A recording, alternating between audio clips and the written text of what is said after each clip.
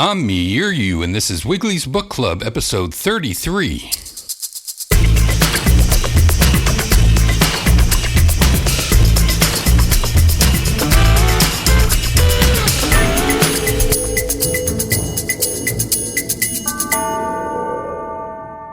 Wiggly's Book Club is a fortnightly read brought to you every fortnight, diving deep into the bowels of Trapdoor Mansion's library. Am I coming through? I can't hear anything. New studio, who dis? Tonight's read is from one of those bowels I talked about. It's the 1964 classic, Fawcett Crest Books presents The Man Who Wrote Dirty Books by Hal Dresner. And now I run downstairs to Sloppy Joe's Tavern, where I will soon be already in progress. Wiggly?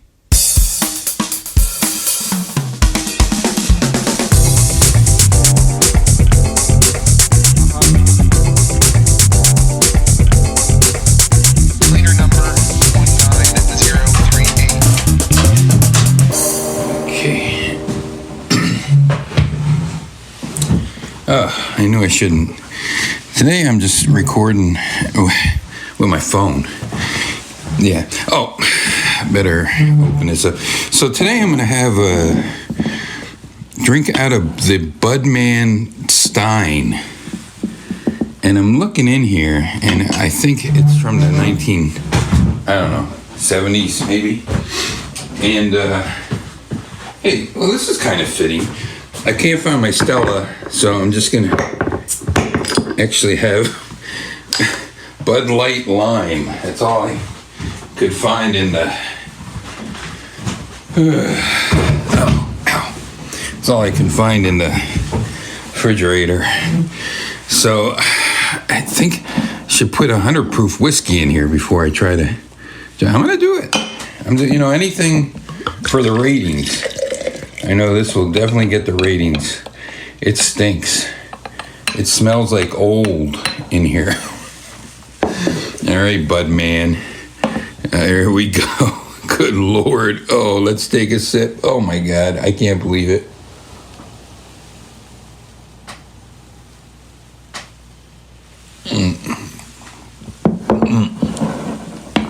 Nothing but foam. That must be dirty. Oh, gosh. Oh, my God. I'm going to die. Anyway, so I found this thing before I start reading our book, which is called The Man Who Wrote Dirty Books. Oh, I already said that. So before I read the book there, I thought I found something interesting. It was addressed to Joseph Paycheck at Sloppy Joe's Tavern, 660 Chestnut Street in Cold Mountain, PA. Damn poison. This is from the Treasury Department. That's not what was in here. For defense by United States savings bonds. That's not what was in here originally. Anyway, inside here there was two photos framed in that old 1940s cardboard, I guess it is. Cardboard with embossed and looks like a frame, looks like a picture frame. And inside here is two photos of my Uncle Billy, who died when he was 2 or 3. So the two photos are right from the back of Sloppy Joe's bar. They used to have wakes back there. Hey, do I have that picture of Jesus with the holding his heart like that? No, I don't. It looks different. Anyway, so one's a far shot with Billy surrounded by about, 4 dozen baskets of flowers. And then there's a close-up of the casket. And there he is, just laying there stiff as a board, all in white. Hands by his side. My goodness. Oh, boy. Anyway, yeah. So those are that. But that's not what's interesting. Here's what's interesting. It came with this placard, I guess you could say. It's got the embossed gold foil seal on it, and it's got some flaming hearts with a sword in it and a bunch of crown of thorns in the corners. It's all fancy. St. Christopher's Purgatorial Society, the Purgatorial Society. William Anthony Paycheck, that's Mommy Dorothy's side, her brother, died March 16th, 1943, has been enrolled as a perpetual member of St. Christopher's Purgatorial Society and will be remembered at the altar in all masses and in the prayers of the brothers Christopher. Yeah, St. Christopher's Purgatorial Society, and it has the date, the 1943, and then the St. Christopher's Inn, and that's what it is. INN. Can that be right? That can't be right. It must be some other letter. But then the spiritual director signed his name over top of whatever is after at the end of inn. Maybe any as any belly button. Anyway, there you go. Purgatorial Society. Who knew it existed? All you got to do is die before you get baptized, I guess. I don't know why he wasn't, dunked in water when he's a little baby, but I guess they didn't do that during this time. And now he's just a little kid, just fucking around in purgatory all this time. The man who wrote dirty books, so wasn't that by Hal Dresner? This is wild. Why can't I see? I have the lights on. Wild for readers who broke the sound barrier laughing at Candy, Catch-22, and $100 Misunderstanding. Here's the wildest, most irrelevant book on pornography ever sold without a plain brown wrapper. We'll set back.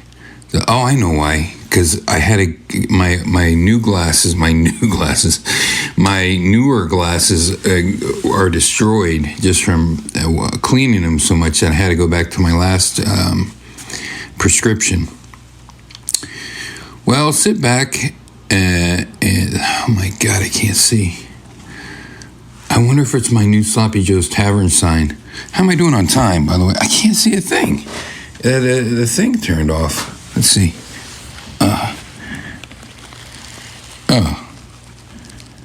Face ID, I have to look upside down. I'm still recording. And all I see is bookmarks. Oh, there it is. Oh my gosh. I can't see a fucking thing. Let's see here. Well, sit back. Is that wild? Wild setback. Oh my gosh. Holy mackerel. I can't see a thing. Okay, it's time for the card trick. Wait. The man who wrote dirty books. Yeah. By Hal Dresner. A fat ass. No, that's not right. A Fawcett.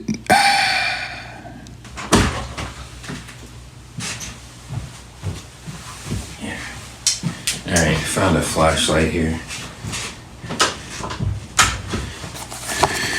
Okay, here we go. I can see a little bit better.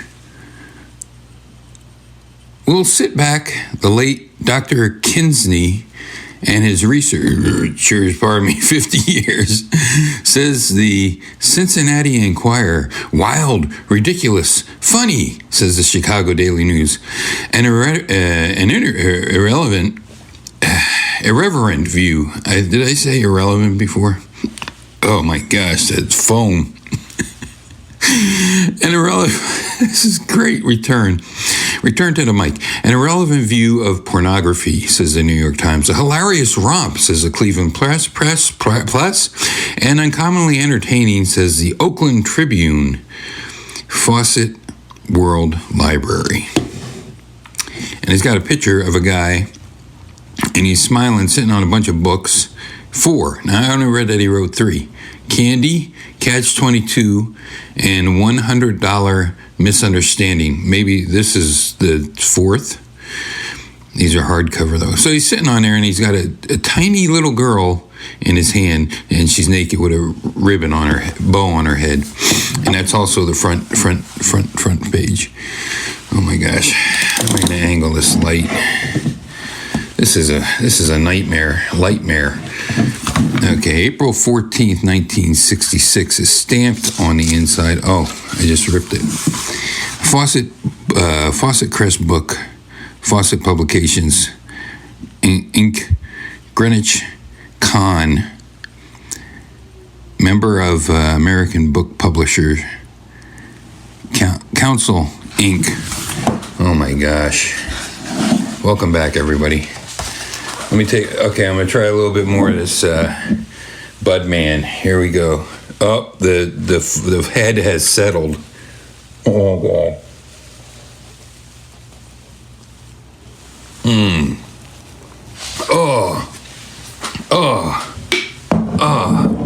Okay. I don't think I'm going to do too much more of that. Okay, Hal Dresner. Man who wrote dirty books. Here we go. To my sister, Rhea, with love and pride and everything else. Now, there's some stuff down here. This was written in 1964. Copyright by Hal Dresner, all rights reserved, including the right to reproduce this book or portions thereof. Oh my. How about that? Riveting. All right, November 2nd. I can't see at all. It's not because of the flashlights, because I can't see with these glasses. My glasses, I have them. November 2nd, from Benjamin Wink, Scepter Book, New York City. Oh, God. October 31st. Card trick.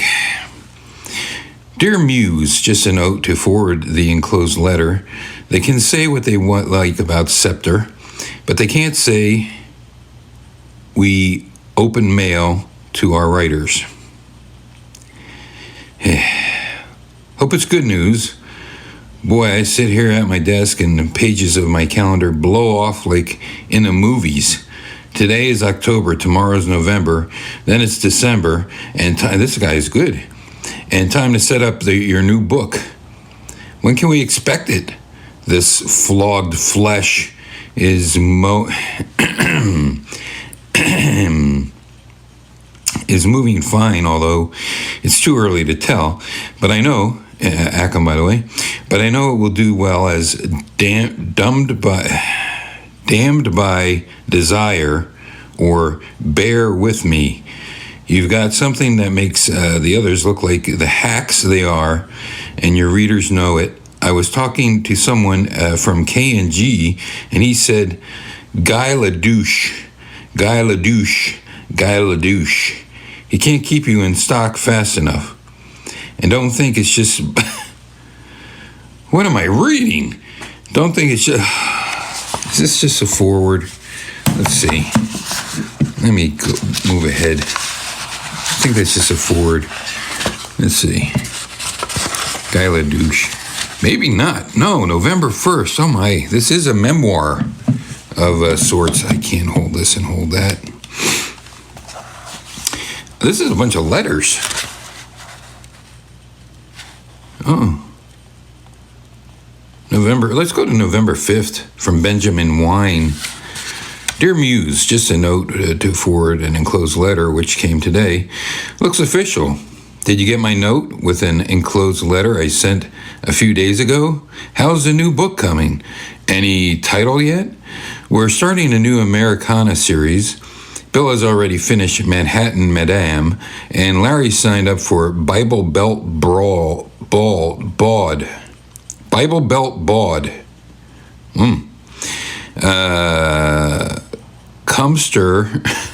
Conster is running it, and I don't know what he's paying. This is hard to listen to. I have no idea how I'm doing on time. I should look at a clock. I'm gonna look at a clock. I'm gonna do 5 more minutes. How about that? I'll never get through it. Bible Belt Bawd. Concert, my heart just is in it, is it? Yeah, it is. It's in it. I'm just poisoned. And I can't see. And it's dark. I didn't think they could pay a real writer enough. We've started to get some returns of Kenny's book of Beastly Lust. Only about 1,100 so far. But I have the feeling it's just a start. I told him that the barnyard stuff wouldn't go, but he had to have it his way. Now he says, what barnyard stuff? Now he says it's the cover that killed it. As if he didn't know, as well as I, that Art slaved his heart out. Art is the person. Art left the fart and blew the whole machine apart. That Art slaved his heart out over the cover, over that cover. How many ways can you draw a sheep? Oh my. Oh my. Nothing has changed, friends. Nothing has changed. You know, the other day I saw a thing with Sika in it, and I used to love Sika back in the 70s. And, well, wait, when did I start looking at stuff? Yeah, I guess maybe the late 70s, 79 maybe. I gotta tell you, nothing's changed. You think this stuff's new? None of this is new. None of the stuff that you think about doing, nothing's new there. It's all in solenoid. On top of that, I think they may ban it in South Dakota. Well, better they get on us on a poor book than on yours. I say, keep punching, boy. That's from Ben, writing to this writer. I guess the writer is Hal Dresner. Now, I don't know if these letters to him are real or not. This is an enclosure from Benjamin Wink, Barry Locke and Grew, attorney at law, 1136 Michigan Avenue, Chicago, Illinois, and Ackham. All right, let me try a little bit more of this. It's already getting late. My sinuses are having problems. Oh, hey, listen, I can't drink any more of that. Wait, let me try.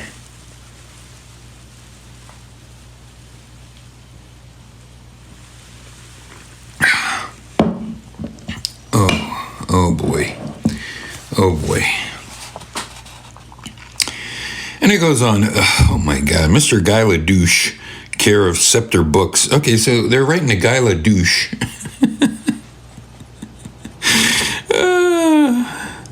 P.O. Box 85388, Grand Central Station, New York City, New York. Okay, so this has got to be the book. The book is what happens to a person that is getting, he's writing and then he's receiving these, letters. And boy, does he receive a lot of letters, because this is some small print. This guy took a long time to write this book, I'll tell you that. November 1st, regard Dibbs versus LaDouche, A.T.A., a.k.a. Ferguson, a.k.a. Delatore. Dear Mr. LaDouche,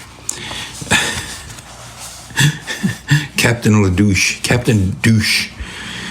Oh boy. Horrible. Horrible, just horrible. Horrible, I tell you. I trust by the time that you have received a letter from our client, Lieutenant Commander E.B. Dibbs, USN, retired, informing you that of his daughter's intent to instigate a defamation action against you. In the event that you have not yet received that letter, the enclosed complaint will acquaint you with the participants of the suit. In the hope of avoiding embarrassment to all parties, which a court hearing would entail, I would suggest you have... I'm foaming at the mouth. I think I got the rabies from Budman. I would suggest you have your attorney contact me at the first opportunity to negotiate a satisfactory private settlement. Yours truly, Quentin L. Grew, QLG, CJ, ENTC, CC Lieutenant Commander E.B. Dibbs. So November 6th, dear Ben, I think that's just by itself. Enclosure from Ben Wine. Oh, to Benjamin Wine. Okay, dear Ben, Thanks for the note of October 31st and November 3rd, and the enclosed letters, which were just an elaborate joke by some friends. Thanks also for the copies of Flogged, which I did receive. Art outdid himself on the cover, except that the man appears to be shooting the girl with a whip. My serious book has run into difficulties. I burned it last week. It was to be a novelistic treatment of the case proving that Shakespeare and Dickens were one and the same. Next time you read Dombey and Son, see if the old man doesn't remind you of Guildenstern. His tailor shop got closed. I'm getting down to my proper calling today and should have the new one out to you by December 10th at the latest. No title as yet. I agree with you completely about the New American series. If a writer can't preserve his loyalty in the business, then what can he keep? Bad luck on Of Beastly Lust. Maybe Kenny should do another book on fetishism.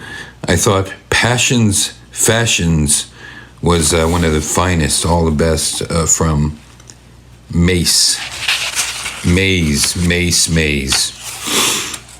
Speaking of Maze and LaDouche, huh? How am I doing on time? Oh, I'm way past. This has been just a great episode. I gotta tell you. It looks like I'm not going to be able to do Wiggly's book club anymore. Not just because I'm going to die of poison, but because I can't see at all through these glasses. Now maybe the next book. Let me see. Do I have another book here? I mean, this book is riveting, but let's be real. It was more interesting about the Purgatorial Society. That's just disgusting. I could read this little golden book. Let's see. Oh, I didn't even crack the. I think I'm going to read this for the first time with you. Jane Foster is a superhero known as the Mighty Thor. Wearing a mask, cape, and suit of armor, she bravely soars into action, protecting the realms of Earth and Asgard alike. Yeah, I can read that. Let's see about this one. Can I read this? Let's see. Oh, there's some small print, but that's okay. Let's see. Well imagined. World's Deadliest Fighting Secrets, well imagined. A guide to becoming a deadly fighter. They sent a brochure and a Black Dragon Fighting Society membership card. Kids who mailed an additional $5 received a 72-page booklet. Hey, this is where we stole the idea of the rattlesnake, but we had a rattlesnake wrapped around a really funky guitar, electric guitar. That's what we gave away, the Fighting Secrets book in Trapdoor Comics. Let's see if I can read this one. I got a bunch of books here that I've just been looking to put down here. Let's see here. Oh, whoa, look at this. This is like double space, and double lined and all that. Local people, that's my normal. Local people believed in this creature. They spoke of it as the beastie in the loch. Most of the time, they said that the beastie lived underwater, but once in a while, this is good. I could read that. Okay, let's see about this one. Read this. This looks good. Visitors from space. Perhaps the most popular explanation of UFOs is that they are not only ships, but alien ships with creatures from other worlds aboard them. Okay, good. How many months are we going now? 1, 2, 3. 3 books I read. Let's see if I can read this. Oh, Hunted. Farther along the beach, you come across a herd of iguanodon. These creatures are living proof of how dinosaur design has improved over millions of years. You notice that they actually chew their food instead of swallowing it whole. To digest it faster, this is a good news for the iguanodon, which is basically a 3-ton eating machine. I can read that. Oh, that's all the books I have here. Wait, 1, 2, 3, 4, 5. I don't know if I should read all these books, though. Anyway, there's 5 weeks. Times 2, 10. 10 weeks. one every other week. Let's try to read one more letter. This is another subs of Dibs versus LaDouche. Let's not read. Oh my God, that's too long. Let's try to just get through one more of these, and then we'll call it quits for today. Because I mean, geez, just reading the Purgatory Society, almost all of it was pretty good. Oh my gosh, I can't see this for Dick Diddley shits. Let's see. Okay. To Mrs. Franklin Gibbs, Franklin Gerber, Franklin, December 4th. Mother. I know I've heard the name before. Didn't they have a special day for you last spring? Flowers and candy and all. Well, whoever you are, it was nice to hear from you. You shouldn't believe this, but I was going to call that day your letter arrived 2 nights ago. I had a dream about the time Mr. Stern, that poor, beleaguered old man who ran the only nonprofit candy store in town, gave Mitch and me credit on a pair of those broom-handled pretzel sticks. The ones they stopped making when they found out that kids couldn't hurt themselves. Kids couldn't hurt themselves with it. They want the kids to hurt themselves, see, with candy pretzel. Pardon me. Well, I had the good sense to gobble down mine before we got home. But conservative vested interests, old Mitch first licked all the salt off of his, then contemplated the bare dough for about 2 blocks and finally began to nibble cautiously at the edges. Consequently, he still had about 2 feet of pretzel left when he paraded into his house. He told me about the scene the next day. Violent accusations of theft by his mother. A calm point-by-point rebuttal by Mitch. Loud, dramatic demands for punishment by Mrs. W. A quiet, humble plea for acquittal by the defendant. An irrevocable verdict of guilty by the judge. His mother, who delayed sentencing long enough to call you and imply that the other members of that ring might be hiding on your premises. The man who wrote Dirty Books. A hilarious romp.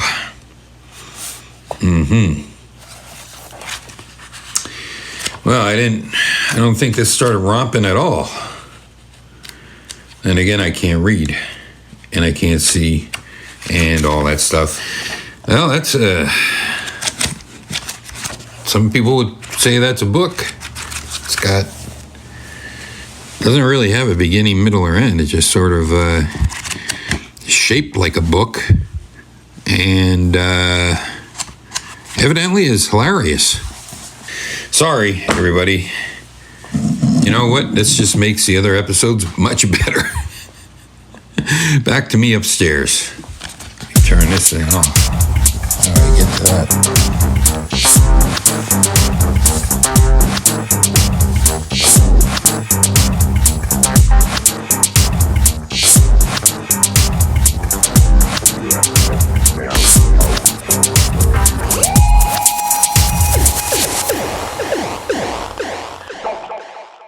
We hope that you enjoyed tonight's presentation of...